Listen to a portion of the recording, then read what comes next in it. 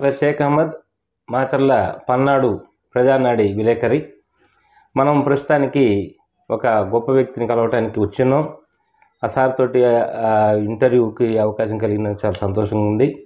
ప్రస్తుతానికి మాచర్ల పల్నాడు ఏరియాలో VNR foundation ద్వారా ఎన్నో గొప్ప సేవా కార్యక్రమాలు చేపడుతూ పల్నాడు చరిత్ర మీద గొప్ప గొప్ప పుస్తకాలు రచించి ఈరోజు తన సొంత టాలెంట్ మీద, కష్టం మీద ఆధారపడి ఈరోజు ఒక మంచి సినిమాకి రచయితగా అవకాశం కలిగి ఈరోజు ప్రపంచ స్థాయిలోనే 300 థియేటర్లో, దాదాపు 300 థియేటర్లో ఈరోజు అంటే సుమారుగా రేపు 29 నవంబర్న విడుదల కాబోతున్నటువంటి మూవీ మన మాచర్లో కూడా నాగార్జున కళామందిర్లో రేపు ఉదయం నుంచి ప్రారంభం కాబోతుంది.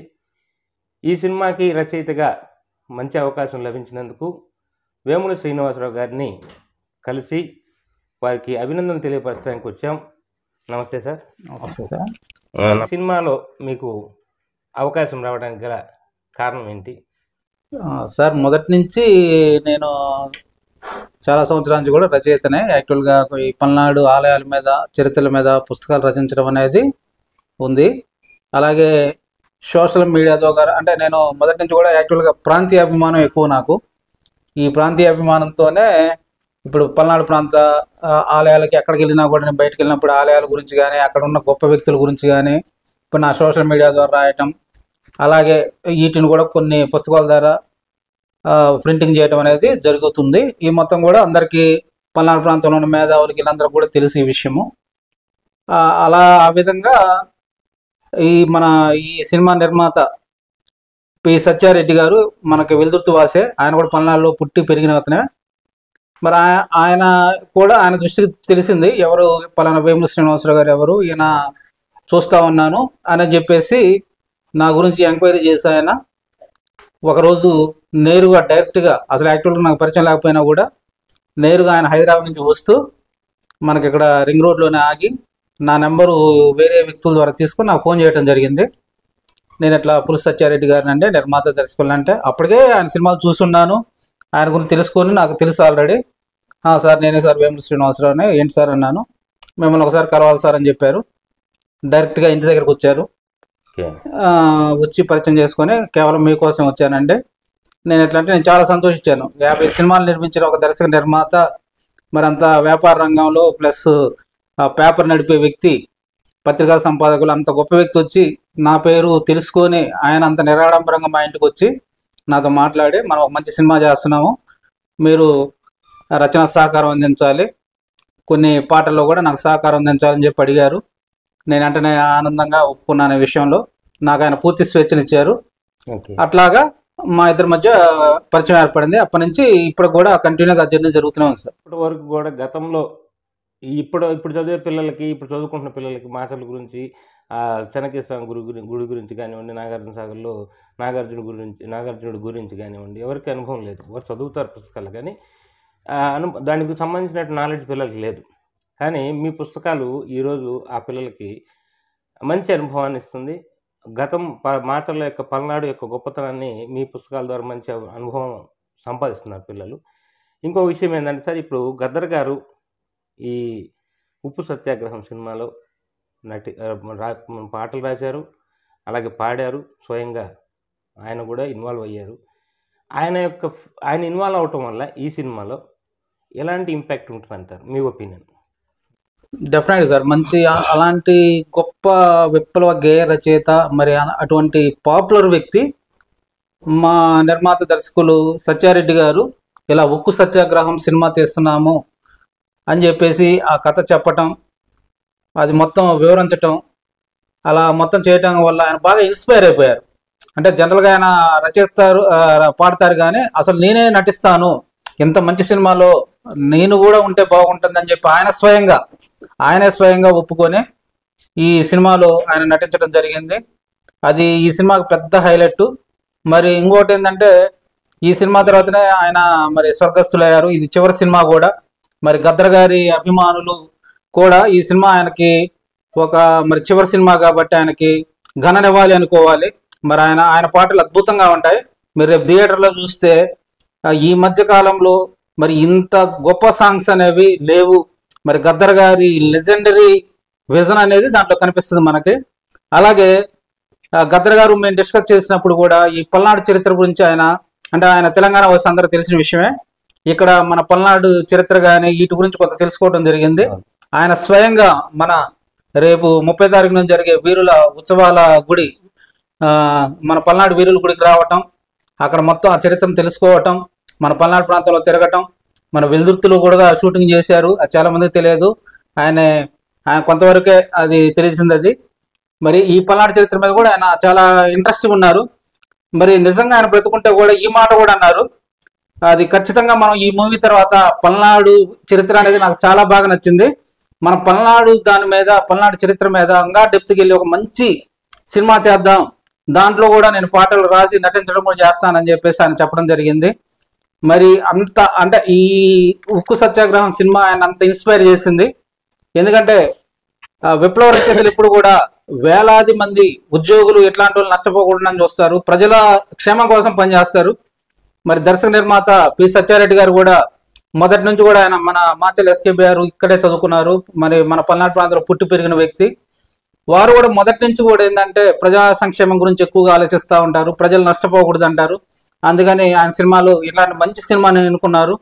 అంటే విశాఖ ఉక్కు అనేది ప్రైవేటీకరణ జరగకుండా కార్మికులకు అండగా ఉండాలని చెప్పేసి ఎంతో ఖర్చు పెట్టి ఆయన మరి మహానుభావుల చేత పాటలు రాపిచ్చి, ఇప్పుడు నాలాంటి వారి సహకారం తీసుకొని కూడా ఆయన టాలెంట్ని గుర్తించి, మాలాంటి వాళ్ళ టాలెంట్ని గుర్తించి కూడా అవకాశం ఇచ్చి కొత్త వారికి కూడా ఈ సినిమాలో టైటిల్ కార్డ్స్ వేసి అంత కష్టపడ్డారు.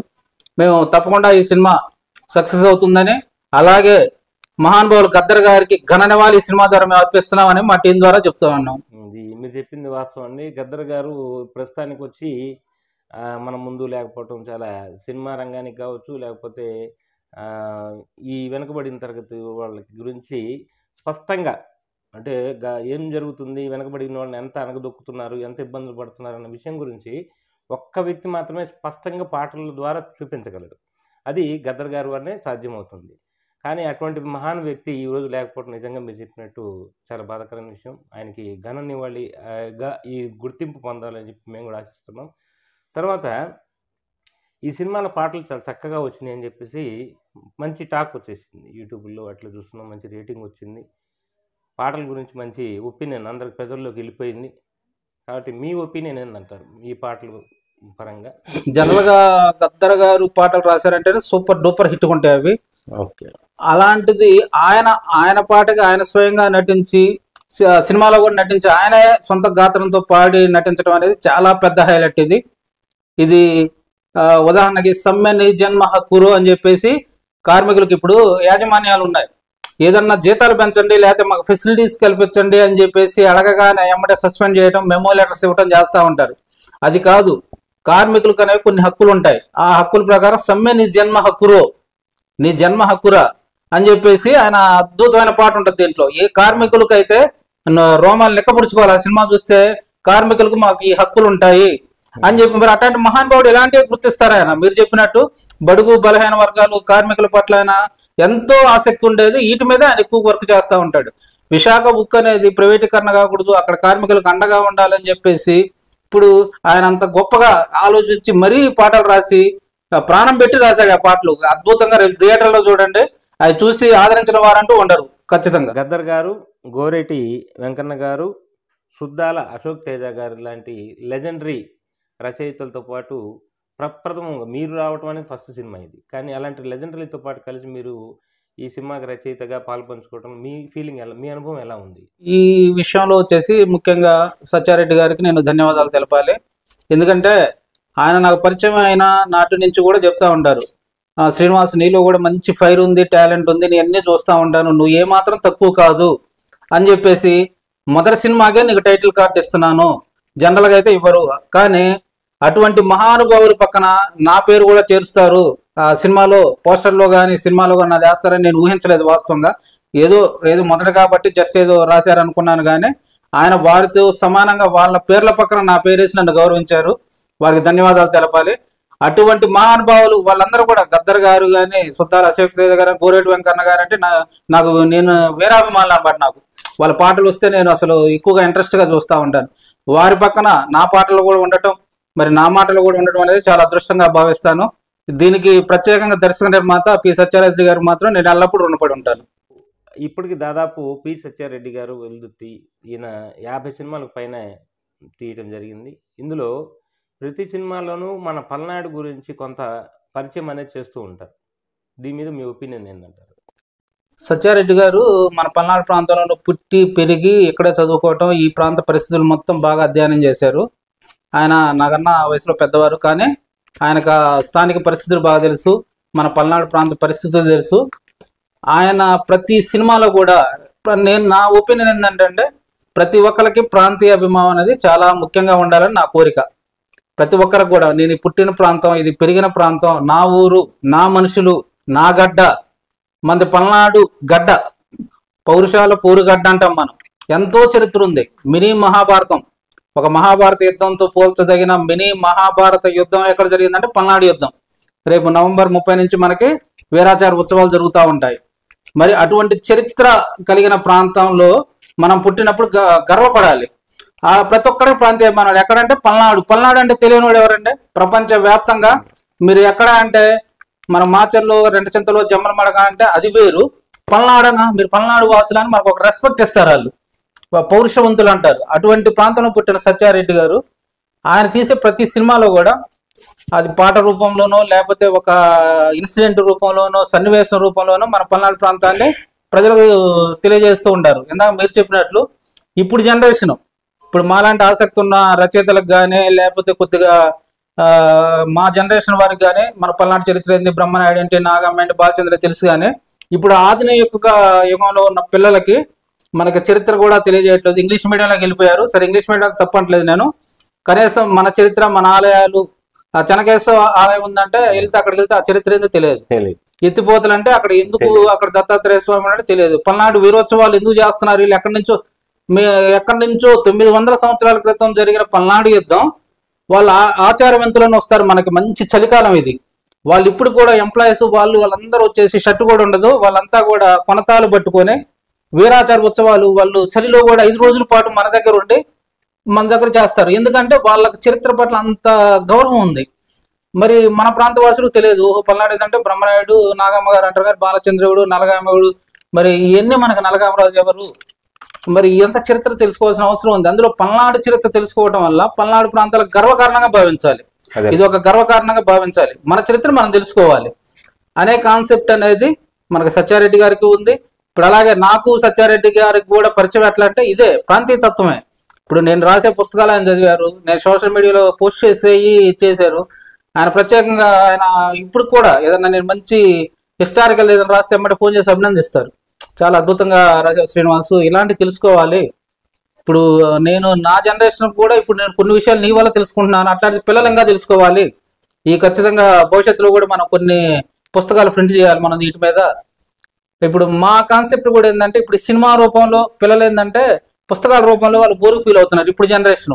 అదే సినిమా రూపంలో చూపించామనుకోండి కొద్దిగా ఇంట్రెస్ట్గా చూస్తారు. ఇప్పుడు తల్లిదండ్రులు కూడా మన చరిత్రను తెలిసేలాగా మరి పిల్లల దగ్గరికి పిల్లలు తీసుకెళ్లి ఇట్లాంటి సినిమాలు చూపించటం, చరిత్ర అంశాలను చదివించటం అనేది చాలా ముఖ్యం అన్నమాట. ఇప్పుడు పల్నాడు చరిత్రను ప్రపంచవ్యాప్తంగా గౌరవిస్తున్నప్పుడు మన ప్రాంతం మనం తెలుసుకోకపోవడం అనేది చాలా తప్పని భావిస్తాను నేను. అందుకని ఆయన ఏం చేస్తారంటే ప్రతి సినిమాలో ఏదో ఒక రూపైన ఈ పల్నాడు చరిత్రను చూపిస్తారు. ఇప్పుడు ప్రత్యేకంగా ఈ సినిమాలో ఉద్యమాల పురిటిగడ్డ పల్నాడు. ఇప్పుడు ఈ సినిమా వచ్చేసి విశాఖ ఉక్కు ఫ్యాక్టరీ గురించి ఉద్యమాలు చేసే చరిత్రను దాన్ని ఆపాదిస్తూ మన పల్నాడులో కూడా ఇలాంటివి జరిగాయని కొన్ని ఇన్సిడెంట్స్ పల్నాడులో చేయడం జరిగింది. దాని పరంగా ఒక పల్నాడు మీద హైలైట్ ఇప్పటికి ఎప్పుడు కూడా పల్నాడుకి ఎంతవరకు రాని అన్ని ఆలయాలు కవర్ చేస్తూ అంత చరిత్రను ఒక పాట రూపంలోనే తెలియజేసింది. అది నేను రాయటం అనేది చాలా గర్వకారణంగా భావిస్తాను. రేపు ఈ సినిమా రిలీజ్ అయిపోయిన తర్వాత ఈ పాట అనేది ప్రతి ఒక్కరు రింగ్ టోన్ గా పెట్టుకుంటారని నేను భావిస్తున్నాను. అంత అద్భుతంగా అయితే ఈ పాట ఉంది. అంటే నేను రచయిత అని చెప్పి నేను చెప్పుకోవట్లేదు, అంత అద్భుతంగా అయితే పాట వచ్చింది. రేపు థియేటర్లో మీరు చూస్తారు. అది కొద్దిగా మా కోసం, మా ప్రేక్షకుల కోసం ఆ పాట ఒక్క రిలీక్ ఏమన్నా చెప్పగలరు? రేపు థియేటర్ లో డైరెక్ట్ గా చూడాలని అట్లా పెట్టాము. సర్ప్రైజ్ రిలీజ్ చేయలేము, రేపు చూస్తారు. అయితే ఖచ్చితంగా సార్, ఇప్పుడు మీరు చెప్తుంది ఏంటంటే ఆల్రెడీ మన మాచర్లకి అంటే పల్నాడు ఏరియాకి సంబంధించినటువంటి చరిత్ర గురించి మీరు రచయితగా చాలా పుస్తకాలు మంచిగా రాసి పిల్లల ముందు పెట్టారు. ఆ చదివిన దాని అనుభవంతో పాటుగా మన సత్యారెడ్డి గారి యొక్క విజువల్‌లో చూపిస్తే ఇంకా బావుంటదనే ఉద్దేశంతో ఆయన అలా చేసుంటారు అని మీ ఒపీనియన్ చెప్తున్నారు. ఎక్సలెంట్ అండి. రాయటంతో పాటు విజువల్ అనేది మంచి మనసులోకెళ్ళిపోతుంది. పిల్లలకి మంచిగా నాటుకుంటుంది. కాబట్టి ఆ విధంగా చేస్తున్నారని అనుకుంటున్నాం అయితే. తర్వాత సార్ ఇంకోటి పి. సత్యారెడ్డి గారు ఈ సినిమా ఉప్పు సత్యాగ్రహం అని పేరు పెట్టి విశాఖపట్నంలో ఉన్నటువంటి కార్మికులకి ప్రైవేటీకరణ కాకుండా మన ఉక్కు ప్లాంట్‌ను ప్రైవేటీకరణ కాకుండా వాళ్ళకి అండగా నిలుస్తూ ఉన్న విధానం ఈ సినిమాలో కనిపిస్తున్నట్టుగా అనిపిస్తుంది. దీనివల్ల చాలా రకాల సెన్సార్ సమస్యలు ఇయన్నీ వస్తూ ఉంటాయి. వాటన్నిటిని ఎదుర్కొని ఈ విధంగా తీయటానికి గల కారణాల మీద మీ అభిప్రాయం ఏంటి? సత్యారెడ్డి గారు సినిమాలు మీరు గతంలో కూడా కొన్ని పరిశీలిస్తే ఆయన ఉన్నది ఉన్నట్లుగా ఎవరికి భయపడకుండా తీస్తారు. అది సెన్సార్కి భయపడరు, లేకపోతే ఇంకెవరన్నా అంటారు, లేకపోతే రాజకీయ నాయకులు అంటారు, అని ఆయన భయపడరు. ఉన్న కాన్సెప్ట్ ఉన్న నిజాన్ని మాత్రం ఆయన చూపిస్తారు.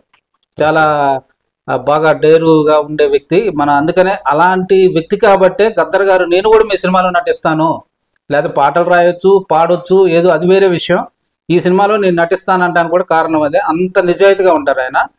ఇప్పుడు విశాఖపట్నం ప్రైవేటీకరణ జరగాలని చెప్పేసి కొంత బాగా ప్రచారం నడుస్తున్న సంగతి తెలిసిందే. అక్కడ కార్మికులు ప్రైవేటీకరణ చేస్తే కొంత నష్టపోతారనేది అందరికీ తెలుసు. ఈ విషయం మీద సత్యారెడ్డి గారు మరి కొన్ని కోట్లు ఖర్చు పెట్టి ఇది కరెక్ట్ కాదు, ఒక సినిమా రూపంలో చూపించాలి, వాళ్ళందరికి అండగా ఉండాలి. ఇప్పుడు ఎందుకంటే విశాఖ అనేది ఇప్పుడు మన పల్నాడు ప్రాంతం చాలా దూరం. వాస్తవంగా అందరూ అనుకుంటారా అక్కడెక్కడో ప్రాబ్లం మనకెందుకులే, ఇప్పుడు ఎవరు బాధ వాళ్ళదులే అని చెప్పేసి అనుకుంటారు. కానీ ఆయన అట్లా అనుకోలేదు. ఆయన అలా అనుకోకుండా ఒక సమస్య, ఇది పెద్ద సమస్య, ఎన్నో త్యాగాలు చేసి విశాఖపట్నం స్టీల్ ప్లాంట్ అనేది అక్కడ వాళ్ళు సాధించారు. ఎంతోమంది దీని మీద కూడా 32 మంది దాకా ఆత్మత్యాగం చేశారు ఈ విశాఖ ఉక్కు ఫ్యాక్టరీ కోసం. అటువంటిది ప్రైవేటీకరణ చేయడం చాలా బాధాకర విషయమనే. ఈయన అది కమర్షియల్ గా హిట్ అవుద్దా కాదా అనేది కూడా పక్కన పెట్టి అది నిజాయితీగా ప్రజల్లోకి వెళ్ళాలి, ప్రజలు ఆదరిస్తారు, మనం ఒక మంచి సమస్య మీద సినిమా తీస్తా ఉన్నాము, ఇది అందరికీ వెళ్ళాలి అని చెప్పేసి చాలా డేరుతో ఈ సినిమా తీశారు ఆయన. ఇది ఇప్పటికే విశాఖపట్నం వాసులు అయితే అందరూ సత్యారెడ్డి గారికి కృతజ్ఞతలు తెలుపుతున్నారు. మా పట్ల ఎంత అండగా నిలిచి ఎంత ఖర్చు పెట్టి మీరు చేశారని చెప్పేసి ఆయన వాళ్ళ జీవితాంతం రుణపడి ఉంటారు ఖచ్చితంగా. ఎందుకంటే అలాగనే గద్దర్ గారు చెప్పినట్లు ఒక విశాఖే కాదు, ఇది ఎక్కడైతే కర్షక కార్మికులు ఉన్నారో వాళ్ళందరూ కూడా వాళ్ళ పోరాటాల ద్వారా సాధించుకున్నవి వాళ్ళ హక్కులు అనేవి నిలబడాలి. ఎవరు కూడా ఏ వ్యక్తి స్వేచ్ఛను కూడా ఎవరు హరించలేరు. అట్లా ఉండాలనే డేరుతో చేసిన సినిమా ఇది ఖచ్చితంగా ప్రజల్లోకి వెళ్తుంది. కార్మికులు, కర్షకులు, రైతన్నలు వీళ్ళందరూ కూడా దీన్ని ఆదరిస్తారని చెప్పి మేము అనుకుంటున్నాం. ఇప్పుడు ప్రజెంట్ మీరు రాసినటువంటి ఈ సినిమాలో కొన్ని పాటలు కొన్ని రచయితగా రాశారు. దీని గురించి ఆల్రెడీ మంచి టాక్ ఆల్రెడీ వెళ్ళిపోయింది. మాకు కూడా మాచర్ల వాసిగా నాకు కూడా చాలా గర్వంగా ఉంది. మా ప్రజానాడి టీం మొత్తం కూడా విగరస్గా ఎదురు చూస్తున్నాం. రేపు రిలీజ్ ఎలా ఉంటుంది ఏందో చూద్దామని మేము కూడా ఎదురు చూస్తున్నాము. అయితే చాలామంది మాకు వచ్చిన ఇన్ఫర్మేషన్ ప్రకారం చాలామంది రచయితల దృష్టి మీ వైపుకు మళ్ళింది అనేది మాకు వచ్చినటువంటి ఇన్ఫర్మేషన్. అయితే ఈ సినిమాతో పాటుగా ఇక ముందు ఇంకేమైనా సినిమాలకి మంచి అవకాశాలు ఏమన్నా వచ్చినాయా మీకు? ఈ సినిమా అవకాశం తర్వాత కొంత పేరు వచ్చిన మాట వాస్తవేనండి. ఇప్పుడు ఒక వెబ్ సిరీస్ అంటే ఒక 10 parts వెబ్ సిరీస్కి నా దగ్గర వాళ్ళు ఒక కథ తీసుకోవడం జరిగింది. ఇప్పుడు అవి అన్నీ జరుగుతూ ఉన్నాయి, సిట్టింగ్స్ అయినా జరుగుతూ ఉన్నాయి. అది త్వరలో అది ఒకటి రాబోతుంది. మనకి సత్యారెడ్డి గారి ఆధ్వర్యంలోనే త్వరలో రాబోయే 1-2 సినిమాలకు కూడా ఆయన రచయితగా ఆయన యాక్చువల్గా ఈ సినిమా రిలీజ్ కూడా కాకముందే నాకు మాట ఇచ్చారు, మనకు రాబోయే 2 సినిమాల్లో కూడా మీరు రచయితగా పనిచేయాలి అంటే ఆయనకి ఉన్న నమ్మకం కావచ్చు. ఎందుకంటే మీ ఇద్దరు కలిసి పనిచేసినాం కాబట్టి వారు నా టాలెంట్ గుర్తుండొచ్చు.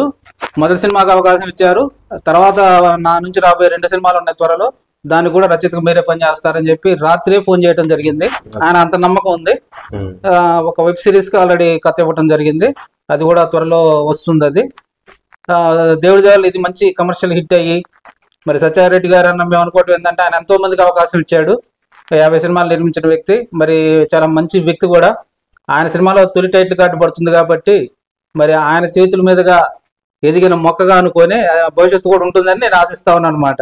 ఖచ్చితంగా సార్, మీకు మంచి భవిష్యత్తు ఉంది. అది మేము ఆల్రెడీ మీ పుస్తకాల ద్వారా చూసాము, ఇప్పుడు స్క్రీన్ మీద చూస్తాం మిమ్మల్ని. మీ స్క్రీన్ మీద కూడా మిమ్మల్ని హైలైట్ అయ్యి మీ పాటని ప్రజల్లోకి బాగా వెళ్ళిపోయి ఇంకా మంచి మంచి అవకాశాలు రావాలని కోరుకుంటూ మాకు ఈ అవకాశాన్ని కల్పించినందుకు రేపు మీ సినిమా సూపర్ డూపర్ హిట్ అవ్వాలని ఆశిస్తూ మీకు అడ్వాన్స్ కంగ్రాట్స్ చెప్తున్నాను. Thank you very much sir. Thank you sir. ఇప్పుడు వరకు మీరు పల్నాడు ప్రజానాడి గురించి విని ఉన్నారు, ఛానల్స్ చూస్తూనే ఉన్నారు. మీ ఒపీనియన్ మా ప్రజానాడి గురించి ఎలా ఉంది మీకు? పల్నాడు ప్రజానాడి గత 2 సంవత్సరాల నుంచి నాకు పరిచయం ఉందండి. ఓకే. మరి దీని CEO గారు శ్రీనివాస్ బాగా హార్డ్ వర్కర్, నాకు తెలిసి చాలా మంచి వ్యక్తి, చాలా హార్డ్ వర్కర్ కూడా. అంటే ఆయన మీడియా రంగంలో మరి ఎంతోమంది పెద్దలు ఉంటారు, చాలామంది ఉంటారు, పోటీ ఉంటుంది, ఇది పోటీ ప్రపంచం మీడియా అంటే. మరి నేను సక్సెస్ అవుతానా కాదా అనేది ఆయన పక్కన పెట్టి ఆయన ముందుకు వచ్చాడు. నేను ఎట్లా ఒకట్లా నేను చిన్నగా కష్టపడి నా గుర్తింపు నేను తెచ్చుకుంటా నా టాలెంట్ ద్వారానే డేర్ స్టెప్ వేసి ముందుకు వచ్చాడు ఆయన. ఇప్పుడు మిగతా ఇప్పుడు యూట్యూబ్ ఛానల్స్ కావచ్చు, లేకపోతే మరి మిగతా రచయితలు కావచ్చు, వేరే పనులు చేసుకుంటే ఇదేదో పార్ట్ టైం లాగా చేస్తూ ఉంటారు. కానీ శ్రీనివాస్ మాత్రం ఇదే అంటే బాగా దీని మీద ప్రాణం పెట్టి మనకి ఇదే వృత్తి, ఇప్పుడు నష్టమైన కష్టమైన దీంట్లో నేను గుర్తింపు తెచ్చుకోవాలని చెప్పి దీని మీదే ఆయన కాన్సన్ట్రేట్ చేస్తూ పని చేస్తూ ఉన్నాడు. నేను బాగా అబ్జర్వ్ చేస్తూ ఉన్నాను. ఇప్పుడైతే చూస్తున్నా కొన్ని అతను ఇంటర్వ్యూస్ కానీ, కొన్ని న్యూస్ కానీ, ఎడిటింగ్ స్కిల్స్ కానీ చూస్తూ ఉన్నాను. ఫస్ట్లో కొంచెం నేర్చుకునే క్రమంలో కొద్దిగా ఇబ్బంది పడడం మాత్రం వాస్తవమే. కానీ ఈ మధ్య కాలంలో నేను చూస్తున్నప్పుడు చాలా క్వాలిటీ కనిపిస్తుంది పల్నాడు ప్రజానాడి ఛానల్లో. ఇప్పుడు దీనికి నేను శ్రీనివాస్కి ప్రత్యేకంగా అభినందన తెలపాలి. ఎందుకంటే ఇప్పుడు డిసప్పాయింట్ ఎక్కడా కాల, కష్టపడ్డాడు, నిలబడ్డాడు, మరి ముందుకెళ్తున్నాడు. అది చాలా గొప్పతనం. అది పూర్తి టైం తీసుకొని ఈ ఛానల్ కోసం పూర్తి టైం సమయం కేటాయించి ముందుకెళ్తూ అనేక మంది మీలాంటి వ్యక్తులను కూడా ప్రోత్సహిస్తున్నాడు. అంటే ఇప్పుడు తానొక్కడే కాదు, ఇప్పుడు చాలా మందికి ఇప్పుడు ఈ మీడియా రంగంలో పనిచేయాలి, టెలివిజన్ రంగంలో పనిచేయాలి, యూట్యూబ్ రంగంలో పనిచేయాలి, చాలా మందికి ఉంటుంది. కానీ ఒక బెరుకు ఇవన్నీ ఈ ఫీలింగ్స్ ఉంటాయి అన్నమాట, ఇన్ఫీరియారిటీ కాంప్లెక్స్ ఇట్లాంటివి ఉంటాయి. కానీ శ్రీనివాస్ ఏం చేస్తున్నాడు, వాటిని పోగొడుతున్నాడు. ఇదేం కాదు, మీకేం కాదు, మీరు రాణిస్తారండి, మేము వెనక అండగా, అందరూ అట్లా ఎవరు ఈగో ఫీలింగ్స్ ఉంటాయి, నేను ఒక్కడే ముందుకెళ్ళాలి, వాళ్ళు ఏమన్నా ముందుకెళ్తారనే ఫీలింగ్స్ అవన్నీ పక్కన పెడతాడు శ్రీనివాస్. ఎట్లాంటి వాళ్ళు మీలాంటి నేను చాలా మంది చూసాను, వాళ్ళ ఛానల్లో వచ్చేసి ఒక 10 మంది కొత్త వ్యక్తులకి అవకాశం ఇస్తున్నాడు, యాంకరింగ్ ఇస్తున్నాడు, ముందుకు తీసుకెళ్తున్నాడు. ఈ విషయంలో మీరు కూడా వారికి ధన్యవాదాలు చెప్పాలి. నాకు తెలిసి ఇప్పుడు ప్రెసెంట్ ఉన్న సిచ్యువేషన్ లో పల్నాడు ప్రజానాడి ఛానల్ అనేది ప్రజలకు బాగా రీచ్ అవుతుంది ప్రజెంట్ సిచ్యువేషన్ లో. అది భవిష్యత్తులో ఇప్పుడు 2 ఏళ్ళు ఎలా నిలబడ్డాడంటే భవిష్యత్తులో ఇంకా బాగా జనాల్లోకి వెళ్ళిపోతుంది. ప్రతి ఒక్కరు పల్నాడు ప్రజానాడు గురించి మాట్లాడుకునే స్థితి మళ్ళీ మనం ఇది బహుశా ఇది ఇయర్ ఎండింగ్ లో ఉన్నాము, ఇంకొక సంవత్సరం తర్వాత ఇది హైలైట్ ఛానల్ గా కూడా అవుతుందని చెప్పి నేను ఆశిస్తా ఉన్నాను. ప్రస్తుతానికి ఇప్పుడు మీరు శ్రీనివాసరావు గారు మన ప్రజానాడి ఛానల్ వచ్చేటప్పటికి ఎటువంటి రాజకీయ ఒత్తిళ్ళైనా సరే వాటన్నిటిని ఎదుర్కొని ప్రజలకు సేవ చేయాలనే ఉద్దేశంతో ముందుకు వెళ్తుందని చెప్పేసి మీరు ఆయనకి అభినందనలు తెలిపారు. మీ తరపున మా తరపున మా పల్నాడు ప్రజానాడి CEO గారు మన శ్రీనివాసరావు గారికి ప్రత్యేక ధన్యవాదాలండి. ఈ విషయంలో కూడా నేను ఒక మాట చెప్పదలుచుకున్నా. యాక్చువల్గా శ్రీనివాస్ మీ ఛానల్ CEO ఇప్పుడు జనరల్గా కొన్ని ఛానల్స్ కానీ పత్రికలు కానీ ఒకవైపు కొమ్ము కాస్తాయి, ఒక రాజకీయ నాయకుడు వైపు ఒక వర్గం వైపు కొమ్ము కాస్తాయి. కానీ నేను శ్రీనివాస్ని అబ్జర్వ్ చేసిందంటే ఇప్పుడు అతను రాజకీయంగా అందరికి సమానమైన ప్రాధాన్యత ఇస్తాడు, అందరికీ సమానమైన ప్రాధాన్యత ఇస్తాడు, ఎవరితో వివాదాలు పెట్టుకోవడం, ఉన్నది ఉన్నట్టు కాన్సెప్ట్ ఇస్తాడు అతను. అంతేగాని ఈ కాన్సెప్ట్ వల్ల ఎదుటి వర్గం నన్ను ఏమన్నా అంటారేమో, వాళ్ళ దగ్గర నేనేమన్నా ఇదవుతానేమో అనే భయం అనేది అతనికి లేదు. ఎందుకంటే నిజాయితీగా ఛానల్ చేస్తున్నాడు, ఇప్పుడు ఉన్న కంటెంటే ఇస్తున్నాడు, అంతేగాని ఒక రాజకీయ పార్టీకే కొమ్ముగా వస్తాం అచ్చం అదే అనే పని ఆయన పెట్టుకోలేదు. ఎందుకంటే ఒక ఛానల్ అధినేతగా ఏం చేయాలంటే అందరినీ మనం బ్యాలెన్స్డ్ గా మెయింటైన్ చేయాలి, ఎవరితో శత్రుత్వం ఉండకూడదు, ఉన్న కంటెంట్ నిజాయితీగా ఇవ్వాలి. అంతేగాని అవన్నీ లుస్కులు ఇట్లాంటివన్నీ దాచిపెట్టడం ద్వారా ఆ ఛానల్ క్లిక్ కాదు. శ్రీనివాస్ ఏం చేస్తున్నాడంటే వీటిని నిర్భయంగా ఉన్నది ఉన్నట్టు అవకాశం ఉన్నంత వరకు ఆయన మొత్తం అలాగనే చేస్తున్నాడు. కాబట్టి ఈ రోజు అందరిలో కూడా ఇప్పుడు రాజకీయ పార్టీ కావచ్చు, లేదా వ్యాపార రంగం కావచ్చు, ఎక్కడైనా కానీ ఇతను ఉన్నది ఉన్నట్టు చెప్తాడు, అంతేగాని ఒక వర్గం కాదనేది ఒక మంచి ముద్ర పడిపోయింది. ఇలా బేస్ చేసుకుంటూ ఉంటేనే మంచి ఛానల్స్కి మంచి పేరు వస్తుందండి. ఖచ్చితంగా సార్.